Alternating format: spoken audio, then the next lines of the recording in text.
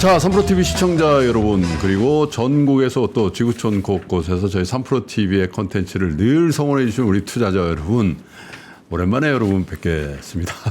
제가 사실 한 2주 동안 미국 출장이 있어서 갔다가 지난주 목요일 날 귀국을 했거든요. 그래서 여러분 좀 보고 싶었습니다. 뵙고 싶었습니다. 그래서 오늘은 저는 여러분들을 뵙고 싶어 했지만 여러분들은 제가 아닌 이분을 보고 싶어 하셨을 것 같아서 제가 특별히 또 모셨습니다. 안유아 교수님을 모시고 중국에 대한 딥한 얘기, 또 아무나 할 수 없는 얘기 한번 들어보죠. 안 교수님 어서 오십시오. 네. 네. 안녕하세요. 바쁘셨어요? 네. 미국 다녀오셨어요? 네, 미국 갔다 왔죠. 그럼 오늘 이렇게 처음 방송하시는 거예요? 다녀와서? 한 2주 이상 비었어요? 비었던 것 같아요. 그랬구나. 3주 가까이. 근데 되게 이 스튜디오가 네. 그립더라고요. 그렇죠. 저는 천상 여기서 방송을 해야 될 사람인 것 같아요. 스타일이. 네, 맞아요. 저하고 반대입니다. 근데 네. 안 교수님도 바쁘지만 중국의 그분도 바쁘시더군요. 그렇죠. 네, 유럽 순방을 다녀온 저보다 뒤에 훨씬, 네. 미국의 관세 폭탄도 맞고 푸틴 대통령도 만나고 바빠요. 네. 네? 한국에는 언제 오는지, 그죠? 네. 오긴 올 것 같아요. 저는 약간 뭐 왔다 갔다 한다는 것 같은데 보니까. 힘들지 않을까 이렇게 힘들어요? 생각합니다. 네. 왜 우리만 이렇게. 저는 오시면 저는 좋죠. 네. 항상 이슈가 있으니까 그럼. 네, 오면이라고 해주세요. 오시면은. 방송에서는 일반어로 쓴다고 일반어로 써야 맞아. 돼요. 오면 좋을 것 우리 같아요. 대통령한테도 오면 이렇게 하거든요. 오면 좋을 것 같아요. 알겠습니다. 자, 그래서 네. 시진핑 국가 주석이 굉장히 바쁜 행보를 보이고 있는데 그 의미부터 좀 살펴볼 텐데. 네. 푸틴 러시아 대통령이 5기고 본인은 3기고 그죠? 네. 그 만나면 서로 격려하고 그러겠어요. 우리 끝까지 한번 오래 해봅시다. 그죠? 중국으로 왔는데 그 하얼빈을 갔다면서요? 하얼빈. 네. 네. 그 동네 아니세요?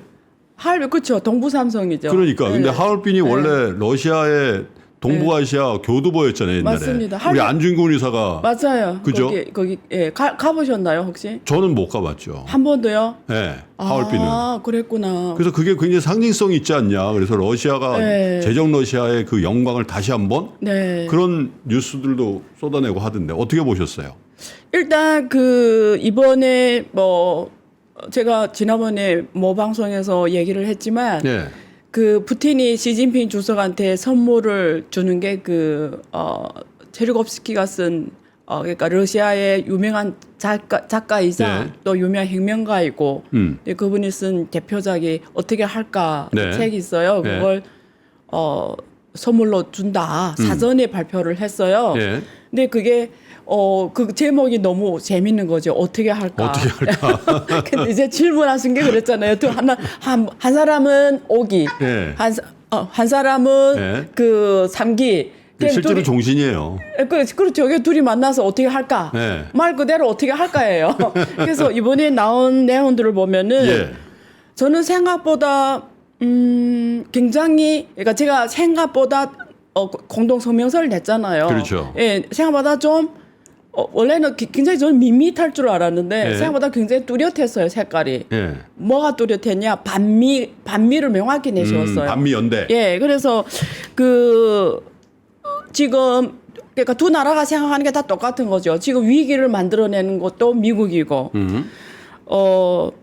그러니까 러시아 그리고 중국 같은 경우에는 우리는 위기를 만들어낸 것도 아니고 당사국도 아니고 어쨌든 중국 같은 경우에는 참여국도 아닌데 지금 중국에 대해서 이렇게 어떤 미국이 나서 제재를 하고 어떻게 무역 이런 몽둥이를 때리는 거잖아요. 폭탄 때. 그래서 굉장히 지금 세계 질서를 혼란을 주고 어떻게 한반도 긴장을 조성하는 거는 미국이다. 이렇게 반미에 관한 건 명확하게 내세웠어요. 색깔을 반미다. 이거는 명확하게 내세웠고요. 그다음 두 번째 가장 뚜렷한 거는 경제 협력. 양국 간에. 양국 간의 경제 협력도 명확히 뚜렷하게 했어요. 그래서 경제 협력이 그러니까 푸틴이 생각하겠죠. 지금 서방 국가는 중국을 압박해요. 쟤하고 놀지 마.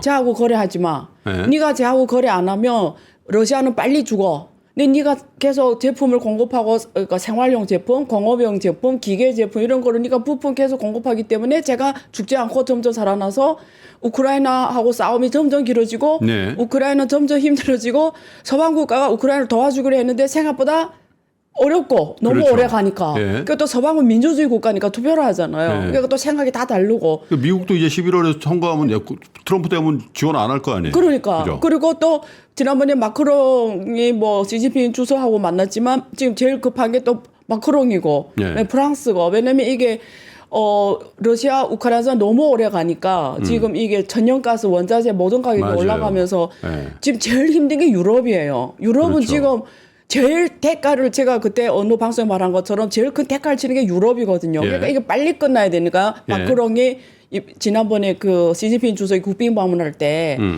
요청한 게 뭐겠어요? 러시아 지원하지 말라. 그리고 그때 유럽 의장도 같이 만났잖아요, 삼자가. 그래서 어쨌든 서방 세계는 중국을 압박을 주고 예. 얘네 우리하고 뭔가 거래를 하겠으면 유럽이 이런 뜻이죠. 프랑스나 뭐 유럽이 이런 뜻이죠. 독일도 그렇고 너 우리하고 계속 비즈니스 하겠으면 네. 러시아를 지원하지 마, 거래하지 마 이런 건데 중국의 압력을 느끼죠. 예. 앞으로 미국이 중국을 이렇게 때릴 때 중국이 의지할 수 있는 나라는 누군가. 그러면 지금 계산하는 거죠. 중국도. 그러면 일단은 미국 반대편에 있는 미국 적들은 다 우호 세력으로 데리고 올 수 있다. 중국 네. 일단 이렇게 생각하는데 그게 버터 어느 나라죠? 러시아가 있고 네. 이란이 있을 거고 파키스탄이 있을 거고 북한이 있을 거고 뭐 이런 나라들이잖아요. 살짝 사우디 같은 데도 좀 보섭하려고 그렇죠. 하고. 예, 이런 게 있고 두 번째 중국은 아직도 러시아를 전 세계 국제 질서의 중요한 한 축으로 생각해요. 예. 많이 힘이 빠졌지만 근데 어쨌든 상임 국가 유엔의 상임 국가 중에 하나잖아요. 그렇죠. 그러면 러시아하고 중국이 같이 투표 아무것도 할 수가 없는 상황이잖아요. 그러니까 그런 면에서 러시아 또 중요하고. 근데 또 유럽의 요구를 무시할 수는 없어요. 예. 왜냐하면 중국의 입장에서는 지금 국내 생산 과잉된 제품들을 수출할 수 있는 지역이 유럽이나 미국밖에 없는데 미국은 절대 어서는 안 하겠다라는 거잖아요. 막 100%뭐 이렇게 때리잖아요. 그러니까요. 그러니까 지금 유일하게 그래도 기대할 수 있는 게 유럽 시장이란 말이에요. 특히 독일하고 프랑스 좀 네. 공간이 있다고 생각하는데 또 걔네 요걸 아예 무시해버리면 또 이게 또 안 되잖아요. 그러니까 중국은 이렇게 막 이렇게 계산하는 거죠. 근데 그 이번에 푸틴이 들고 온 선물이 좀 명확했죠.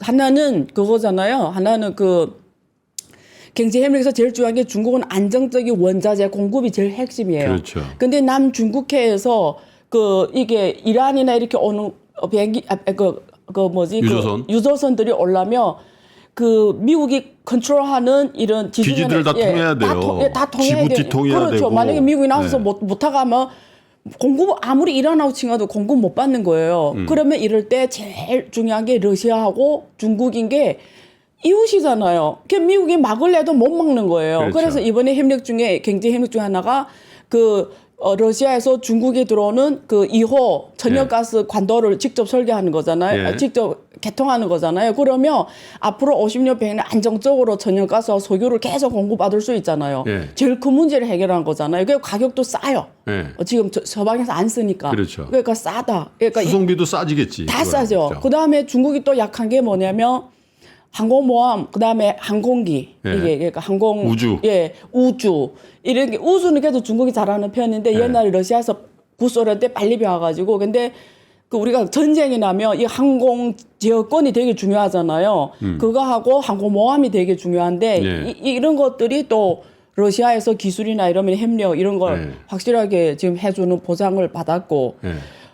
그리고 그 앞으로 예를 들면 전략적 세계 질서 구축에 있어서 중국이 그리는 그림은 미국은 중국이 이렇게 생각하는 거예요. 내가 아무리 미국한테 잘 보이려고 해도 어서는 안 된다라는 거예요. 그러니까 예를 들면 그래 바이든이 막 이렇게 대하니까 그래 내 한번 지내보자 이렇게 중국이 노력한다 칩시다. 예를 들면 머리 좀 숙이고 근데 중국이 잃는 거는 그거는 문제 해결이 안 된다라는 거죠. 그러니까 이제는 돌아갈 수 없는 루비콘 강을 건넜다고 생각하는 거예요. 미국하고 중국은 중국 미국과의 간에. 관계에서. 예, 그래서 아무리 노력해도 의미 없다고 보는 거예요. 그건 확실히 정리가 된 것 같아요. 그러면 이제 중국이 생각하는 거는 미국 빼고 나머지 나라들에서 최대한 우군을 그렇죠. 만들려고 하는 거죠. 네. 그럼 아까 말한 그런 나라들하고 네. 러시아하고 그리고 브릭스 예.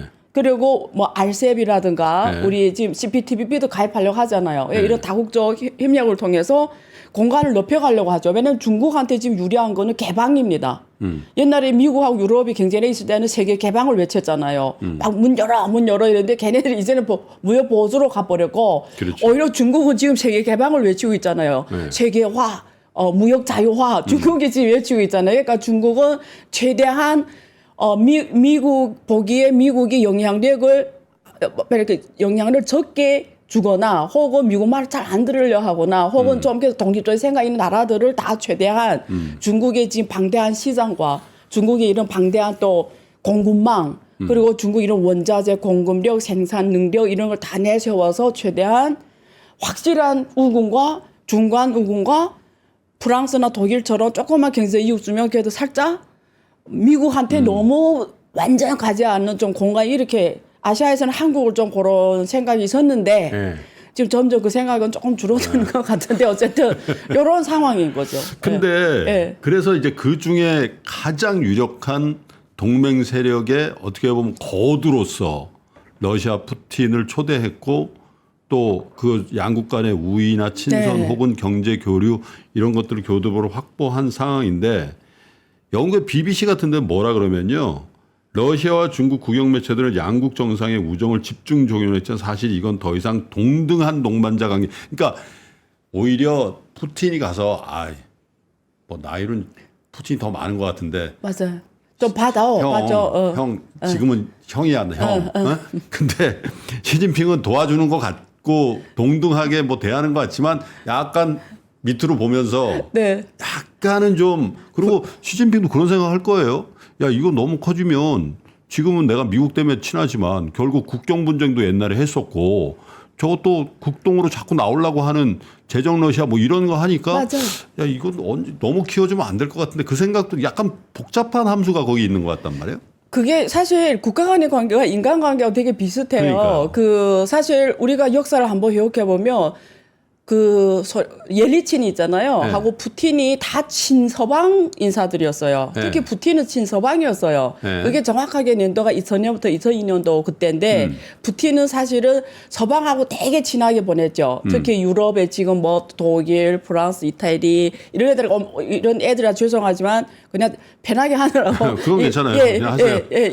이런 친구들하고 뭐 자주 만나고 이래 우위를 네. 다졌고 미국하고도 그때 작은 부시가 대통령 할 때거든요. 네. 엄청 친했어요. 그 네. 그때 작은 부시가 그게 2000년, 2002년 사이 큰 일이 생겼잖아요. 2001년에 그 그렇죠. 무역 타워 무너지면서 그 테러, 반테러 맞아요. 이런 쪽에서 그 푸틴도 엄청 그 협력해주고 네. 그리고 또 이 우애를 다지기 위해서 베트남에 있는 그 자기네 그 군사 기지를 다 철수했어요.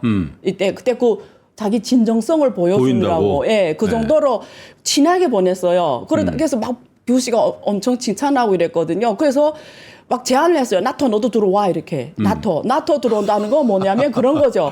너도 어서는 당당한 유럽의 일원이야. 그러니까 항상 러시아 조금 왕따 당한 이런 분위기였는데 나토 이제 들어와 이렇게 된 거예요. 그래 푸틴이 엄청 기대했죠. 우리 이제 나토 들어가야 되네 기대하던 차에 어느 순간 뭘 발견했냐면 옛날에 우리가 나토 조직이 있고 그때 구소련이 되게 강할 때 만든 조직이 그렇죠. 그런 조직이 바르샤바 그렇죠. 조약국이라는 게 조약기구. 있잖아요. 네.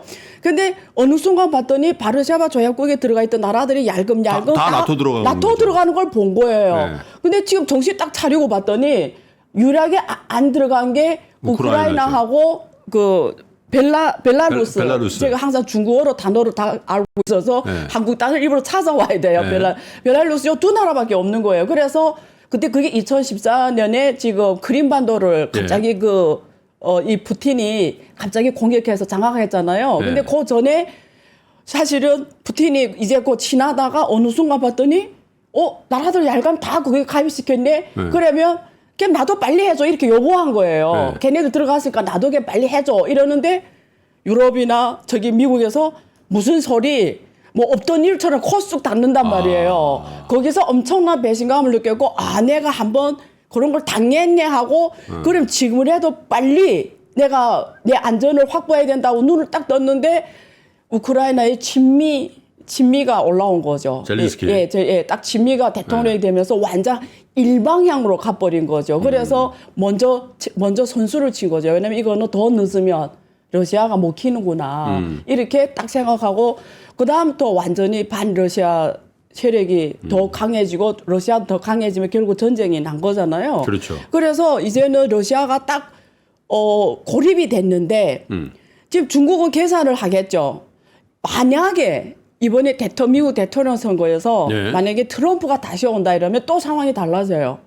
트럼프가 오면 확실한 거는 유럽하고 또 나토도 자기네 나토에서 나온다 그러잖아요. 미국이 나토에 나오고 막 이런 정신 나간 소리 죄송하지만 이런 소리 막 한단 말이에요. 하세요. 예, 이런 소리 한단 말이에요. 네. 그리고 만약에 어쨌든 트럼프 확실한 건 유럽하고 안 친하잖아요. 네. 사실은. 근데 푸틴하고 친해요. 어떤 놀랍게도. 그렇죠. 예. 거기 거의 그 피가 좀 맞는 그런. 그러면 푸틴이 생각한 게 그럼 자기 미국 쪽에 또 공간이 있네 이러면 네. 시진핑 앞에서 조금 목소리 높아지고 힘이 들어가겠는데 지금 바이든이 미국에서는 푸틴은 아예 공간 자체가 없는 거예요. 그렇죠. 그러면 지금 자기는 이미 전쟁하고 있고 계속 물자가 필요하고 물자라는 게 두 가지예요. 군사 물자하고 하나는 생활 물자예요. 그렇죠. 하나는 후방, 하나는 전방이잖아요. 근데 이게 앞에 다 이게 공업 물자들이잖아요. 근데 이걸 짧은 시간에 자기 전쟁할 때 수시로 공급하게 막 생산할 수 있는 유일한 부품을 막 만들어서 보낼 수는 중국밖에 전 세계에 없는 거예요. 그렇죠. 그다음에 생활 물자를 공급하는 나라를 원래는 러시아가 기대한 게 인도였어요. 인도가 싸니까. 근데 인도가 되게 웃긴 나라, 인도와 베트남 되게 웃겨요. 양선 전략이죠. 하나는 친미, 하나는 친중한단 말이에요. 그래서 중간에서 이익을 최대화하는데 인도는 만약에 생활 물자를 막 그 러시아에 공급하면 서방에 지금 친하게 막 미국하고 친해가지고 중국이 지금 이렇게 배척당할 때 자기네 그 기회를 다 가져오려고 하는데 지금 러시아 제재하는데 자기네 막 이렇게 공급해주면 자기네 안 되잖아요. 친서방이 그렇죠. 안 되니까 네. 그 행동은 안 하고 얘네는 이익 극대화하니까 싼 천연가스와 싼 기름만 갖고 가는 거예요.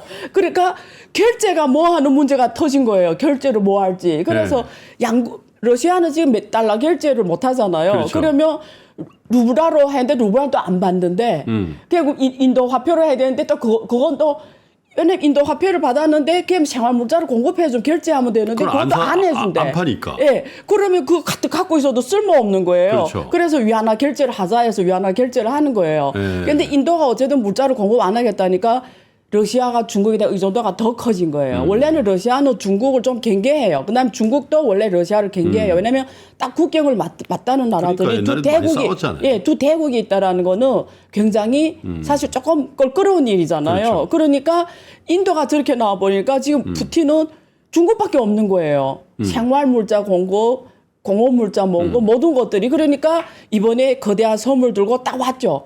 그래서 그 할빈 간 것도 지금 저는 할빈 몇 번 갔어요. 네. 지난번에 그 기업 그 투자 때문에 할빈은 가까운 몇 개월 전에 갔다 왔는데 할빈 공업대학이 중국에서 가장 유명한 공업대학 중에 하나예요. 할빈 공대가. 네, 그래서 미국이 제재를 받아요. 네. 거기 중국에서 지금 배터리 네. 분야 인재들이 거의 그 할빈 공대에서 많이 나왔어요. 아. 굉장히 유명한 대학이고 특허도 많고 이게 중국에서 유명한 대학 중 하나 공대 중에. 그래서 이번에 뭐 거기도 방문하고 그랬다는데 가장 중요한 건 경제 협력이에요. 그래서 러시아가 원래는 친서방하려고 러시아가 엄청 노력했어요. 아까 말한 것처럼 빨리 나를 나토에 가입해줘. 아니, 근데 그게 예. 러시아가 제정 러시아 때부터 예. 본인들이 유럽이 되려고 무지하게 노력을 한 그 맞아요. 전통이 있다고요. 예. 그게 약간 양가 감정이 있는 거야. 처음에는 그랬어요. 네. 근데 지금 아무리 해도 자꾸 왕따당 안 되니까 네. 지금 이제는 철저하게 전략을 고쳤죠. 러시아가 이렇게 생겼잖아요. 이렇게. 그렇죠. 되면 지금 전략적 경제, 군사 모든 전략적 중점을 특히 경제를 동부로 옮겨온 거죠. 예. 그 시베리아 거기를. 아하. 근데 시베리아 쪽이 그 중국 그 할빈 예. 이쪽이잖아요. 거기 예. 무역이 되게 활성화돼 있어요. 예. 그래서 거기를 지금 하나의 그 개발구, 특구 해서 그걸 통해 경제를 살리려고 하죠. 예. 어떻게 살리냐? 그래서 혹시 앞으로 뭐 투자를 좀 고민하는 분들은 고민할 필요는 있어요. 거기 물류가 앞으로 엄청 커질 거예요. 예. 왜 그러냐면 그 동네가 북한에 들어가는 물류, 중국에 들어가는 물류, 러시아 가는 물류의 허브가 거기 될 거예요.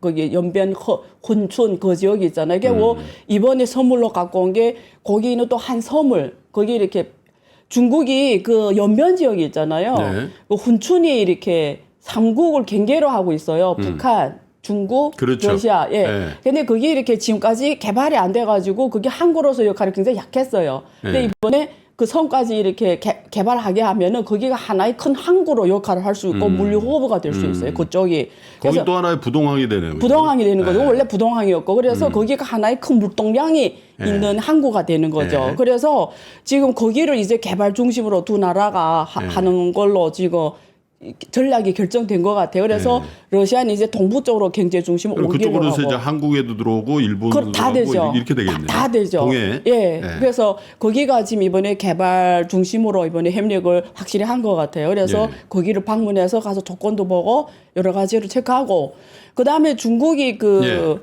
땅 개발도 이제 러시아가 땅 개발을 많이 해요. 토지 개발, 농사를 짓는 거예요. 시베리아 농사. 근데 옛날엔 그게 조금 불법, 좀 회색지대, 좀 불법이라고 볼 수 있을 정도로 두 정부 간에 공식적인 선언이 없었는데 이번에 확실하게 이제는 합법화 시켰어요. 네. 그러니까 중국 사람 어서 거기 가서 토지로 개간하고 거기서 오는 수익을 갖고 오는 거죠. 중국 사람들이 농민들이 거기 가서 러시아 영토에 들어가서 예, 농사를 이 짓는 개척지를 거죠. 개간하고 그렇죠. 그걸 그렇죠. 나눈다. 그렇죠. 그거 다 갖고 올 수 있게 했죠. 하기야 그 러시아 사람들은 임금이 거기 휘박하고 예. 사실 거기 잘 안 가는 안 데니까. 갔죠, 원래. 아예 무시하고 있었죠. 예. 근데 앞으로 두 나라는 그럼 당분간은 계속 밀착되겠군요. 근데 그래서 중요한 거예요. 만약에 트럼프가 오면은 조금 트럼프가 오면은 어떤 변화 있을 것 같냐면 중국이 공간이 조금 커질 수 있어요. 러시아도 그렇고. 예, 좋고 나쁘고가 있는데 중국 측에서 좋은 점은 유럽의 공간이 좀 커지고 네. 러시아의 측면에서는 자기네 좀 숨 돌릴 수 있고 예. 왜냐면 트럼프가 오면은 바로 우크라이나하고 러시아 전쟁 끊어 못하게 하겠다는 거잖아요. 바로 중단 이제 그런 거 지원도 안 하고 막 이러니까. 네.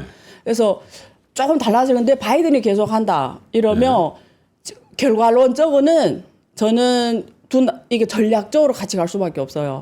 우리가 보통 보면은 세 명이 강한 자가 있을 때 역사를 보면은 1대2 되죠. 예, 그러면 항상 둘이 합해서 나머지 하나를 죽이거든요. 네. 그게 옛날에 구소련이 강할 때 미국이 중국하고 손잡은 거잖아요. 그렇죠. 구소련이 무너졌잖아요. 그래서 지금은 중국하고 러시아가 손을 잡는 행국이 되죠. 왜? 네. 미국이 너무 갈 길을 없게 아예 만들어 놓고. 예. 그러니까 어쩌면 적어도 시진핑까지는 모르겠는데 예. 푸틴은 예. 빨리 트럼프가 됐으면 좋겠다. 속으로는 그럴 거예요. 속으로. 예. 저 만나서 내가 화끈하게 트럼프하고는 딜할 수 있을 것 같은데. 둘이 좀 스타일도 비슷하지 않아요? 좀 이렇게 아니, 사람이 원래 지금 사나이 뭐 이런 분위기 스트롱맨. 있잖아요. 예, 스트롱맨, 사나이 네. 이런 예. 남자다 막 이런 분위기 좀 비슷하지 않아요? 바이든은 좀 딱 외교관이 돼서 이렇게 그러니까 약간 또 좋아하는 것도 비슷할 것 같아요. 예, 내 그죠? 느낌에 그 유럽 순방을 5일부터 10일까지 프랑스, 세르비아, 헝가리 여길 갔어요.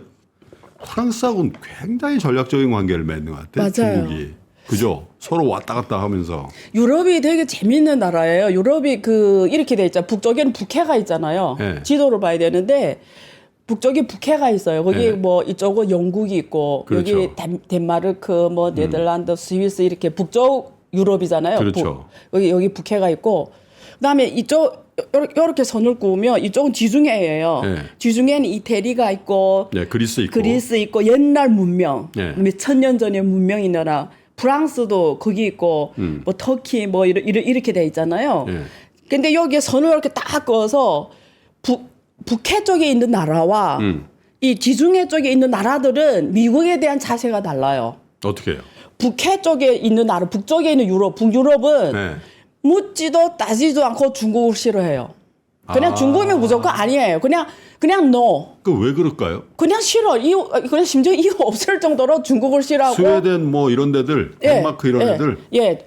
특히 덴마크는 더 해요. 근데 얘네들은 중국을 일단 무조건 싫어하고 예. 그다음에 미국에 대해서 일본처럼 무조건 친미해요. 어허. 그냥 묻지도 따지 않고 친미해요. 그건 그냥 옛날부터 러시아, 소련하고 가까이 있어서 그게 위험해서 미국 의존적이 돼서 그런가? 그럴 수도 있어요. 네. 그 사회주의 국가에 그런 걸 그러니까. 봤단 말이에요. 네. 그래서 거기는 무조건 미국 중심의 가치관을 갖고 있어요. 근데 얘네 또 역사도 짧아요. 네. 최근 한 1000년 역사고. 근데 이제 말하는 이 지중해 쪽의 나라는 고대 문명을 가진 나라들이에요.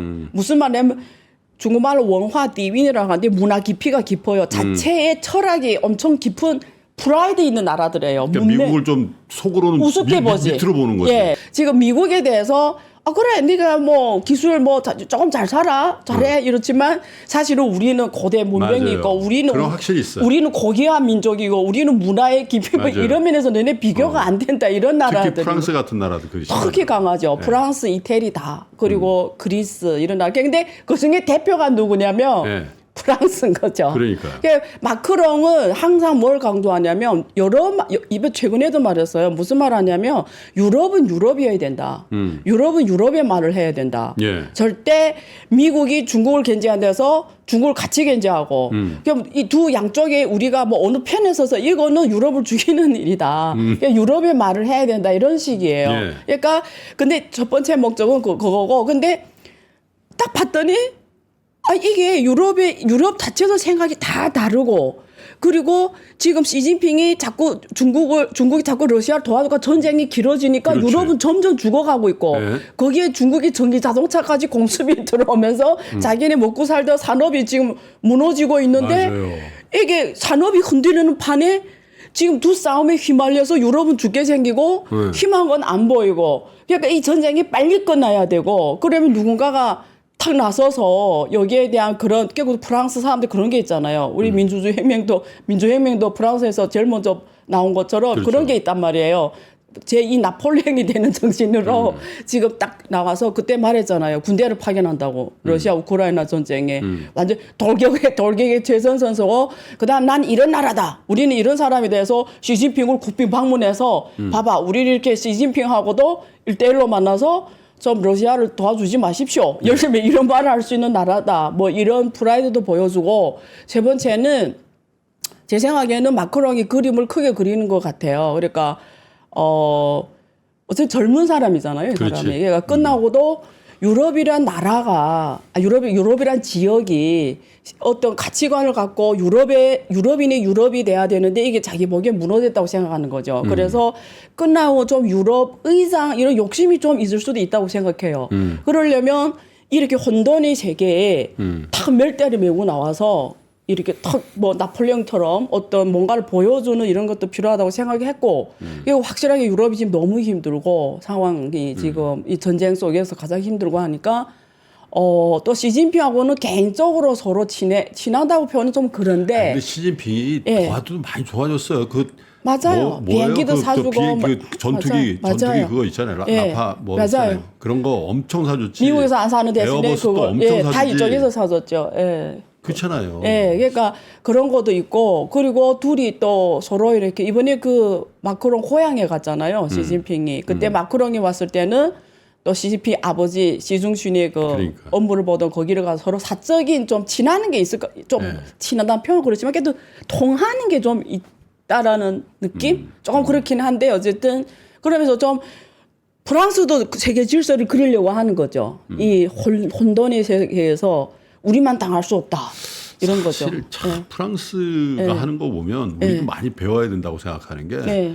솔직히 뭐 프랑스가 뭐 G7 국가긴 하지만 옛날 프랑스가 또 아니고 뭐 저기 뭐 태평양에 뭐 식민지 몇 개 있지만은 사실 네. 그 의미도 없잖아요. 네, 그렇죠. 그럼에도 불구하고 세계 지도국으로서 이렇게 딱 하는 거 보면 매우 전략적이고 큰 머리를 쓰는 거죠.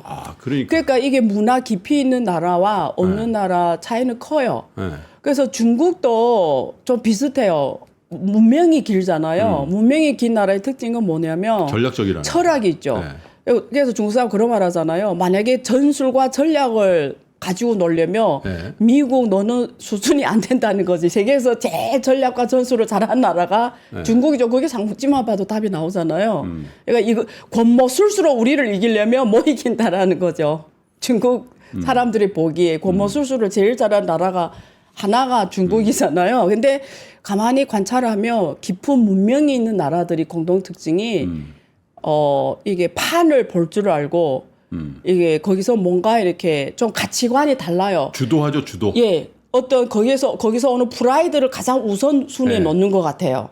어디 이렇게 설 생각을 안 하는 거죠. 그러니까 예. 어쨌든 자기가 주도권을 가지려고 예. 주체가 되려고 하는데 네. 그렇지 않은 그러니까 뭐 그걸 꼭 문명하고 꼭 연관하기보다는 언젠가 강대국을 한번 해본 그런 역사를 나라들이, 가지고 있는 그렇죠. 세계를 제패했다든지 이런 역사를 가지고 그렇죠. 있는 게 DNA로 이렇게 연결이 되는 것 같더라고요. 그렇죠. 그러니까 정치 리더십들도 맞아요, 그렇고. 맞아요. 그죠? 근데 그런 걸 좀 우리가 주의 깊게 관찰할 필요는 있어요. 헝가리는 네. 사실 헝가리는 사실 저기서 가깝잖아요. 우크라이나에서. 맞아요. 그죠? 바로 옆이죠. 네. 그 헝가리하고 세르비아는 어떤 나라냐면 헝가리는 완전 친러시아 국가예요. 네. 예, 거기 또 지금 정권을 지은 당이 완전 친러 집권당이 그 그런가요? 50% 넘는 투표로 지금 장악하고 있어서 네. 완전히 친러 국가고 중국하고 오랜 역사적 전통 뭐 막 이렇게 막 어떻게 보면 북한하고 중국처럼 전략적으로 오래 같이 가는 예. 헝가리가 중국 덕분에 지금 난리 났어요. 왜요?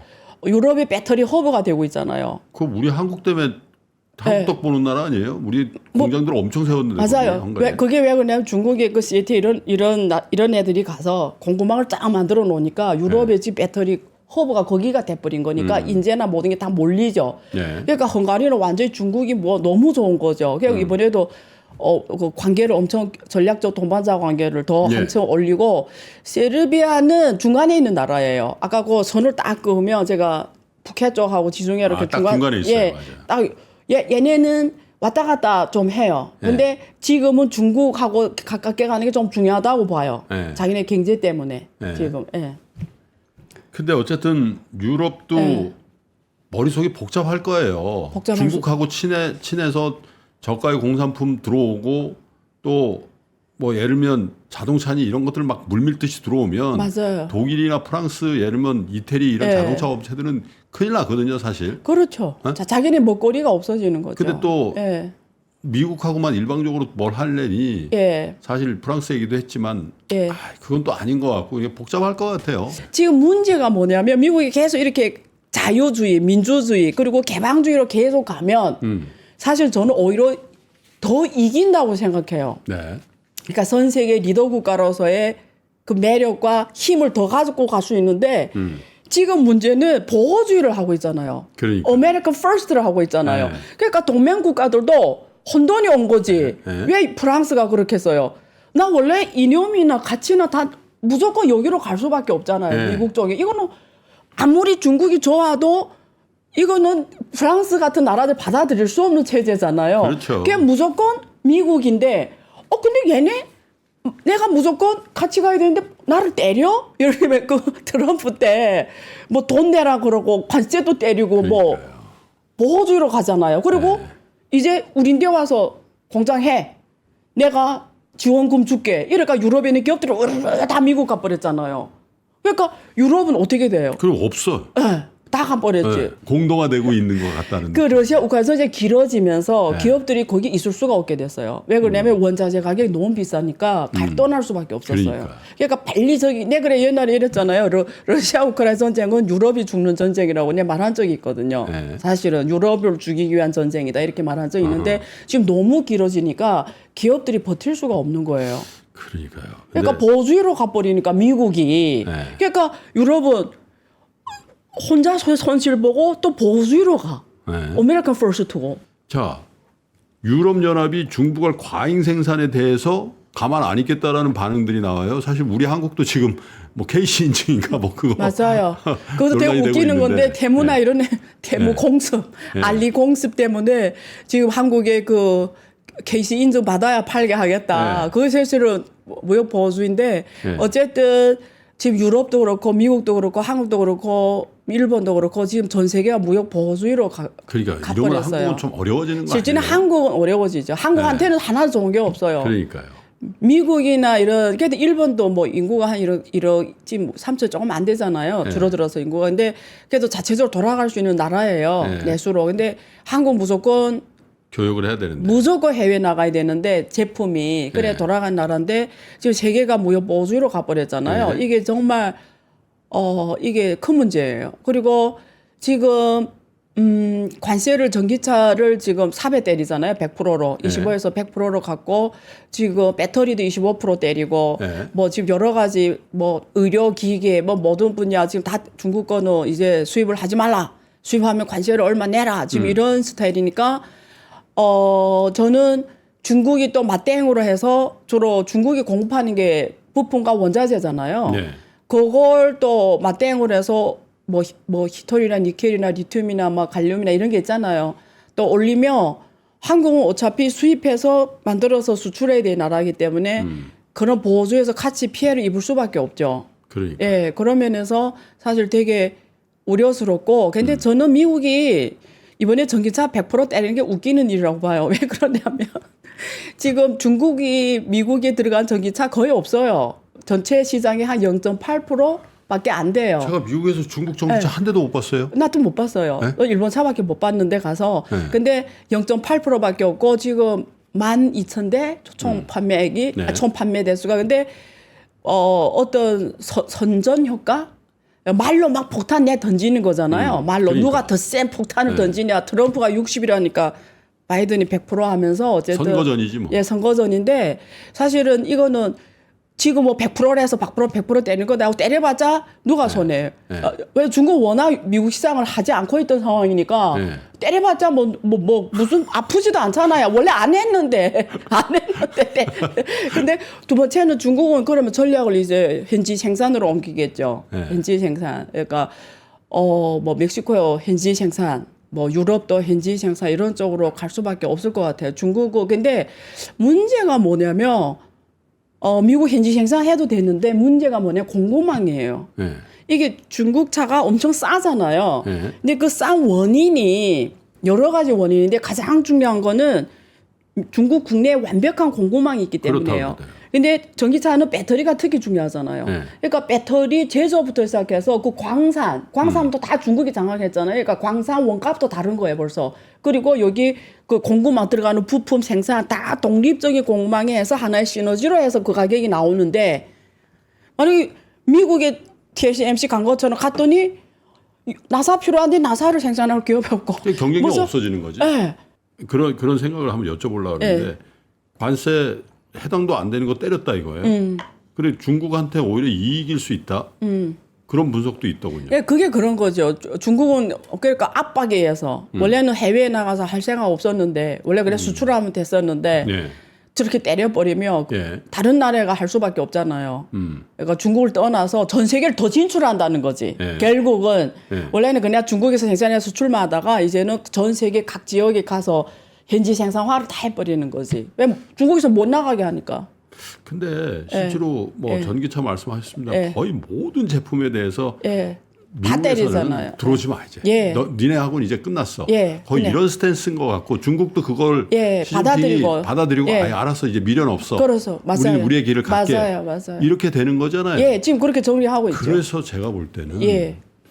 이게 트럼프가 되든 바이든이 재집권을 하든 간에 그거는 상관이 없어요. 이 무역 문제에 아니, 있어서. 그런데 예. 그래서 솔직히 무역이라는 게 양국 간의 그 어떤 군사적인 대립이라든지 긴장 관계를 완화시키는 거 아닙니까? 예. 서로 의존적이면 원래는 그렇죠. 원래는. 서로 의존적이지 않아요 지금. 예. 그러면 한번 해볼까?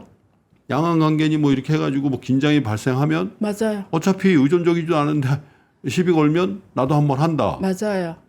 그렇게 되는 건 아닌가요? 그래서 저는 옛날에 전쟁 위험이 크지 않다고 생각했거든요. 네. 그러니까 테일 리스크.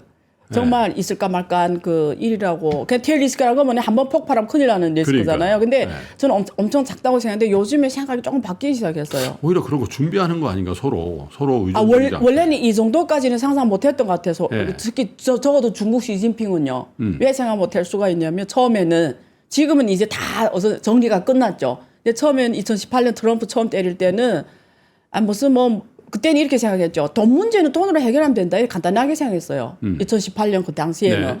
많은 전문가들도 저도 그렇게 생각했어요. 돈 문제는 돈으로 해결하면 된다. 네. 간단하잖아요. 근데 지금은 이제 정리가 된 거죠. 이건 돈 문제가 아니다. 이거는 네가 사냐 내가 사는 문제다. 그러니까요. 그리고 국제 질서의 재편 문제다.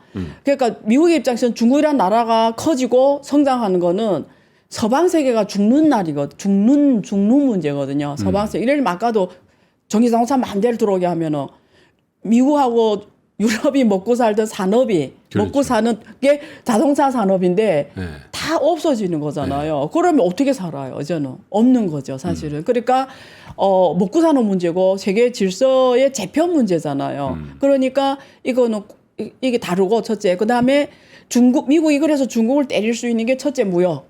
왜냐면 미국 수출이 제일 많았잖아요. 국가로는 미국이 제일 많았어요. 지역으로는 유럽. 지금 어제 하도 때려 맞아서 지금 아시안이 제일 많아요. 중국 무역 상대국으로. 중국의 수출이? 예. 옛날에는 원래는 단일 국가로 미국이었고 그다음에 지역으로 유럽이었는데 지금 하도 서방 국가가 중국을 제재하니까 아시안이 지금 1위로 됐어요. 또 RCEP이 작동이 됐고 이래서 그런데 지금 미국하고 유럽 특히 미국은 서서히 준비하는 거죠. 그게 디리스킹이라고 하잖아요. 이 무역 점점 많이 줄어들고 있어요, 지금. 근데 지금 미국의 입장에서는 중국을 더 크게 하면 이제는 견제가 안 되니까 중국을 어떻게 하나 더 이렇게 못 나가게 해야 돼. 더 죽여야 되잖아요. 그래서 생각하는 게 하나는 그래서 금리 인하를 못 하는 것 중에 하나가 중국 요소도 있다. 제가 그때 왜요? 왜냐면 중국 부동산의 위기라는 걸 누구 다 알죠. 전 세계가 알죠. 예, 금리를 절대 안 해요. 부동산 지금 중국의 대형에 다 무너졌잖아요. 금리나 해주면 중국이 사네. 살죠. 네. 중국이 다 죽었잖아요. 뭐 헝다 무슨 다 죽었잖아요. 그러니까 중국의 대기업들이 다 지금 무너졌거든요. 네. 그리고 부동산 계속 저는 죽을 줄 알았단 말이에요. 네. 왜 죽을 줄 알았냐면 부동산 무너지면 은행이 무너지잖아요. 근데 지금 은행이 어차피 수준 저 작은 애들 무너지죠. 근데 어쨌든 지금 봐서는 금융 시스템 이런 게 안 갔단 말이에요. 근데 그게 가장 큰 원인 중 하나가 중국은 반대로 금리를 계속 인하했잖아요. 인하해줬죠. 예, 근데 만약 한국처럼 개방 체제면 불가능해요. 네. 미국이 저렇게 금리를 올리는데 중국이 혼자 금리 인하 안 돼요. 네. 왜냐면 이게 환율이 난리 그렇죠. 나는 거지. 근데 중국은 자본시장 막아놨잖아요. 네. 돈이 완전히 왔다 갔다 못하니까 그게 가능해요. 그렇게 해서 겨우 지금 어쨌든 지금 이러고 가고 있단 말이에요. 아슬아슬하게 지금 가고 있고 그다음에 두 번째 미국이 자극하는 게 대만, 중국 대만 전쟁. 그러면 그다음에 세 번째는 남중국해. 그러면 지금 첫 탄화를 날렸죠 미국이. 금리라는 탄화를 날렸는데 옛날에는 먹혔는데 지금 안 먹혔잖아요. 적어도 중국이 아직도 잘 버티고 있고 계속 금리 인하를 통해서 연착륙 시도하고 있고 지금 이 상황이니까 그 러시아 우크라이나 전쟁 점점 길어지고 유럽이 지금 막 아우성치면 난리치고 자꾸 압력을 주고 지금 이 상황 빨리 저 나라가 빨리 죽어야 되는데 지금 안 죽고 있고 그다음에 표현이 좀 강해서 죄송하지만 어쨌든 그러니까 지금 건드릴 수 있는 게 중국 대만 문제 있고요. 남중국해 지금 미국 항공모함이 계속 가고 있고 중도 미사일 있잖아요. 그걸 계속 거기다 설치하고 있거든요. 그리고 또 일본이 지금 준비하고 있어요. 일본 섬들에 지금 그 미사일을 중도 미사일 다 지금 놓고 있고 그러니까요. 준비하고 있어요. 지금. 이게 유일하게 지금 중국이 못 장악하고 있는 게 반도체인데 그게 타이완이란 말이죠. 네. 그죠? 그래서 그 대만은 있잖아요. 중국한테서 절대 양보할 수 없어요. 거기다 또 라이칭도 여기 또 강경이잖아요. 조금 저쪽이죠. 근데 왜 중국이 양보할 수 없냐면 제가 거리를 말씀드릴게요. 제가 적어왔어요. 제일 가까운 거리가 대만이 양안 관계가 제일 가까운 거리가 130km예요. 130km요? 예. 그리고 복건성 거기 마주 보는데 거기 있잖아요. 그리고 상해하고도 거리가 760km밖에 안 돼요. 760km는 무슨 말이냐면 이게 미사일 쏘면 5분 내에 그냥 상해 중국 경제 허브잖아요. 중국 동부 연해 지역이 이게 중국 GDP의 60% 이상이에요. 그냥 초토화된다라는 거예요. 중국 경제가 5분 내에 중국이 준비할 새 없이 거기 초토화되는 거예요. 그냥. 그럼 중국은 이거는 양보할 수 없는 거예요. 두 번째는 대만이 예를 들면 우리 지도를 보면 저쪽에 미국이 있잖아요. 태평양 저쪽으로. 그러면 아까 진주만 공격 그 영화를 보면 나와요. 그게 그때 LA까지 전쟁 지역으로 들어가는 거. 원래는 아까 하와이였잖아요. 하와이까지 전쟁하고 있었는데 거기서 뚫리면 LA 전체가 전쟁 바다가 되는 거예요. 그러니까 이게 대만을 넘어서야 그렇죠. 미국 땅이 전쟁 속으로 들어오게 할 수 있는 거예요. 근데 이게 대만을 못 지키면 전쟁 이쪽에서만 일어나는 거지. 그렇죠. 근데 미국 본토에 타격 줘야 전쟁이 빨리 끝나는 거잖아요. 이쪽에서만 전쟁 싸우면 뭐 급하지 않잖아요. 그러니까 그래서 중국이 제1열도선, 제3열도선 걸려서 절대 이거 놓을 수 없는 군사 지역이란 말이에요. 그러니까 그래서 중국은 최저 마지노선이 대만이라는 거죠. 이거는 그냥 전쟁이에요. 만약에 근데 가서 생각해보면 네. 그런 거죠. 네. 2022년 2월에 예. 우크라이나가 러시아하고 전쟁을 했는데 그 누가 지금 2년 4개월, 2년 3개월째 지금 계속 한다고 꿈에도 못 꾼 거 아니에요? 상상도 못했죠. 길면 한 달, 짧으면 일주일이라고 그렇죠. 그랬는데. 원래는 근데 일주일에 끝내버린다. 이스라엘도 지금 벌써 몇 개월째예요, 저게. 그러니까 전쟁의 상시화란 측면에서 여기 유럽에서도 났고 중동에서 나는데 아시아에는 전쟁 안 나라는 법이 있냐? 그리고 예전엔 뭐 러시아가 전쟁하면 핵전쟁 되고 막 그렇다고 그랬잖아요. 핵전쟁은 무슨 그냥 계속 전쟁하는 거. 어디 그래서 이번에 왜 또 시진핑이 유럽 방문 마치고 바로 푸틴을 만났냐면 그만큼 중요도를 설명하거든요. 무슨 말이냐면 이번에 그걸 확인하고 싶었던 거예요. 예. 푸틴이 어디까지 전쟁을 생각하고 있는지를 그걸 먼저 하는 게 중요하잖아요. 이 푸틴이 생각하는 전쟁 마지노선이 어디까지를 먼저 하는 게 전략적으로 되게 중요하잖아요. 그게 이번 미팅의 가장 그러니까요. 핵심이에요. 그래서 이런 해석도 있더라고요. 예. 우크라이나 러시아 전쟁이 예. 지속되는 한 예. 양안 관계의 긴장은 갑자기 고조되지 않는다. 왜? 러시아가 거의 유일한 군사적 지원국이 될 텐데 네. 중국에게도. 근데 우크라이나한테 뒷덜미가 잡혀 있잖아요 지금 러시아가. 예. 근데 이게 종전이 되는 순간 네. 시진핑은 힘을 얻는다는 거죠 오히려. 네. 러시아 전쟁 안 하지. 예. 그럼 우리하고 예. 뭔가 도모할 수 있다. 예. 이런 생각도 있어서 오히려 미국이나 서방에서는 특히 미국의 입장에선 푸틴의 뒷덜미를 계속 우크라이나가 잡아줘야 된다. 네. 그런 해석을 하더라고요. 그래서 저는 거꾸로 해석이 또 가능할 것 같아요. 거꾸로. 지금 그 설은 어떤 설이냐면 중국이 대만을 침공하는 그렇죠. 침나라는. 근데 이쪽에서 거꾸로. 예. 아까 말했잖아요. 이거는 서방이 사냐 중국이 사냐의 문제란 말이에요. 그러면 마침 이럴 때 그 역사 보면 나오잖아요. 전쟁이 왜 발생하는지를. 예? 그러니까 거꾸로일 수도 있고 첫째. 그다음에 이제 말씀드릴 원리에서 계속 말씀드리면 제가 중국 입장에서 러시아는 어떤 상황이 제일 최적이냐면 중국의 입장에서 망해도 안 돼요. 그렇다고 너무 강해도 안 돼. 그렇죠. 그러니까 적당히 이 전쟁이 가져서 적당히 이렇게 약화되는 건데 망하면 또 안 돼요. 그게 뭐 아까 말씀드린 대로 무너지는 거죠. 이게 그렇죠. 이쪽이. 그러니까 그게 최적의 상황이고 그다음에 푸틴은 막 핵 사용까지 생각하고 있는데 그러니까 또 시진핑 그건 절대 반대잖아요. 네. 그러니까 이번에 진심을 나누는 거죠. 너 이 전쟁 도대체 우리말로 하면 전쟁 어디까지 할 마음 준비는 어디까지 있냐 이거 확인하는 거죠. 2분 남았습니다. 예. 한국은 어떻게 됩니까? 대한민국. 한국은 이렇게 보면 돼요. 옛날에 그 일본하고 미국이 무역 전쟁하고 네. 일본을 이렇게 제어했잖아요. 그럴 때 한국이 엄청난 혜택을 받았잖아요. 그러니까 쉽게 말하면 미국이 공급망을 재편할 때 한국 항상 기회를 활용했어요. 네. 또 미국이 또 그 기회를 줬고. 그러면 지금 중국을 제어할 때 또 그런 기회가 온 거예요. 중국에서 산업이 다 나오게 하잖아요. 미국이 지금. 그러면 이 나오는 산업을 미국하고 관계가 좋을 때 한국이 활용할 수 있는지가 퀘스천이에요. 지금 이 산업이 지금 공급망이 변하잖아요. 그렇죠. 미국이 지금 중국에서 못하게 하는 거잖아요. 네. 그럼 산업이 나올 수밖에 없어요. 네. 많이 나오고 있고 이럴 때 옛날에 한국이 그걸 역사에서 기회로 일본에 나오는 산업들을 잘 이용한 것처럼 그렇죠. 이걸 잘 활용할 수 있냐. 이건 한국 사람들이 지혜를 잘 활용할 필요가 있을 것 같아요. 근데 작년에 그 미국이 삼성전자에 때린 그 벌금이 있잖아요. 네. 4천억. 네. 뭐 지식권 침해했다라는 판결 이런 네. 거 보면 또 동맹국이라서 꼭 봐주고 이런 건 없는 것 같은데 어쨌든 이래 외교가 좋을 때 이 산업이 이전이 될 때 그걸 한국은 잘 활용해서 근데 어쨌든 이번에 가보니까 예. 리테일 있잖아요. 예.